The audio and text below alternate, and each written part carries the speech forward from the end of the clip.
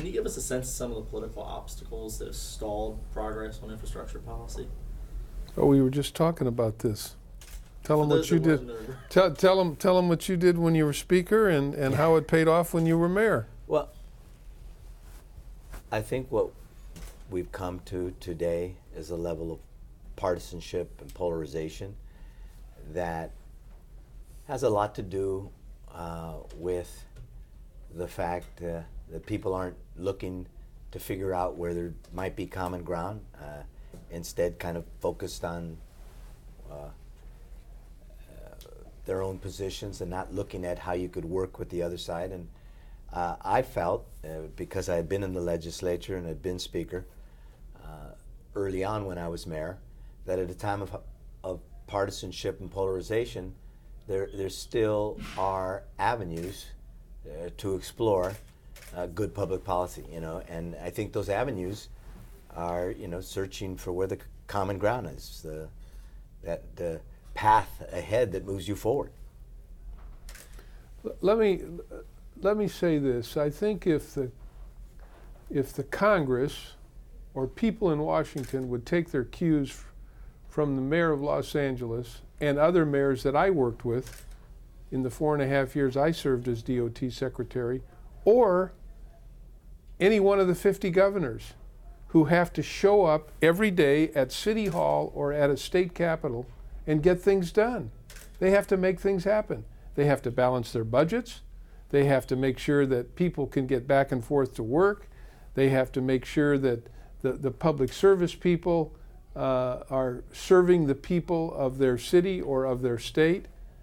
And all of that takes place by a mayor or a governor working with people in both parties, people that want to get things done, people that want to solve problems. Unfortunately, that doesn't exist here in Washington today, but it does exist in the states and in the cities. Mr. Secretary, I thought you made a powerful point, I think, a couple months ago where, you criticized this lack of vision. And we've had big visions in the past for transportation. I mean, we've there's great stories throughout our history about visionary presidents leading major projects. Why not now? Because there are certain people here in Washington who came here to do nothing and to vote no on everything. And they stand in the way of making progress. Our transportation system in America today is a third world transportation system. We used to be number one, and it was all done in a bipartisan way. When I served on the Transportation Committee in the U.S. House, we had 75 members. All 75 members voted for bills.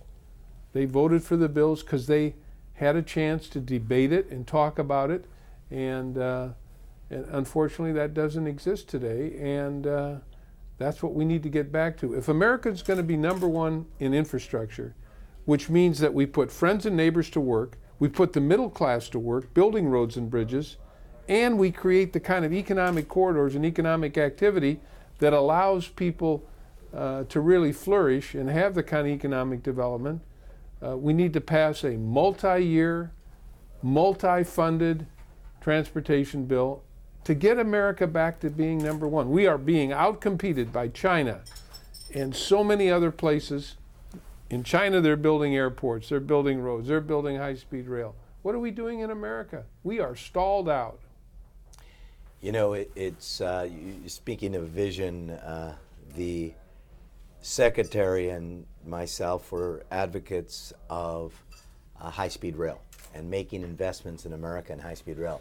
And one of the things I talk about when you talk about the lack of vision in this country, in that area, is that, 14 or 15 countries now are building or will build high-speed rail, when China has a whole system of high-speed rail, when Japan has had one for nearly 50 years.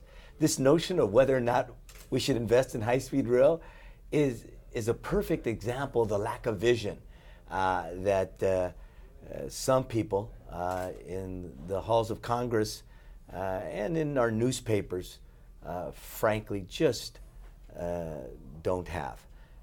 We need to be making those investments. You go to our airports, you look at our bridges, you look at our ports. We've got to make them state of the art. We've got to employ technology. We've got to make investments that will help to drive middle class jobs and grow our economy, and particularly at a time when so many of the new markets are outside of the country. Moving those goods here in this country is critical.